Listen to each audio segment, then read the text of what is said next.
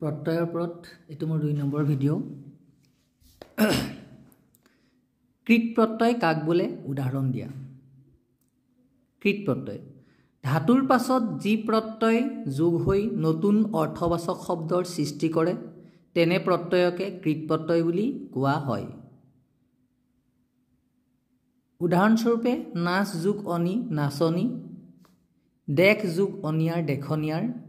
মাগ যোগ অনিয়াৰ মগনিয়া ৰু যোগ অনি ৰুয়নি এতিয়া আমি কৃত প্ৰত্যয় কাক বলে জানিলো যে ধাতুৰ পাছত যোগ হ'ব লাগে এটা ধাতুনো কি এটা ধাতু বুলি কলে আমি কৰ্ম কৰাকে ধাতু বুলি বুজো যে কোনো এটা কাম কৰা বুজালে যেনে নাচ খা হো ৰো মাগ জাপ উজা এই সকলোবিলাক কি আছে এটা এটা ধাতু কৰ্ম কৰা বুজালে ধাতু এই ধাতুৰ লগত কিবা যদি প্ৰত্যয় যোগ হয় সেই প্ৰত্যয় কি বুলি কোৱা হয় কৃত প্ৰত্যয় ইয়াৰ পাছত আহিলে তদ্ধিত প্ৰত্যয় কাক বোলে উদাহৰণ সহ বুজাই লিখা তদ্ধিত প্ৰত্যয় প্ৰকৃতি বা মূল নাইবা প্ৰাতিপদিকৰ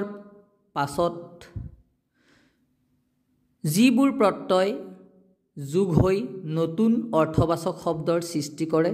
তেনে প্ৰত্যয়কে তদ্ধিত প্ৰত্যয় বুলি কোৱা হয় এইখিনি কৈছো যে প্ৰকৃতি বা মূল শব্দ প্ৰাতিপদিক অৰ্থাৎ নাম বুজোৱা শব্দ যিবিলাক শব্দই নাম বুজায়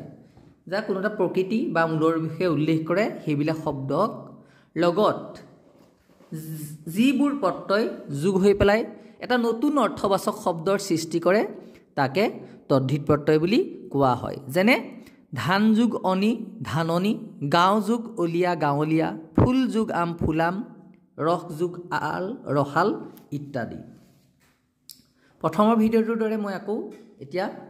এই লেখাখিনি ভিডিও আকাৰে দি দিছো ইয়াতে সহজ হ'ব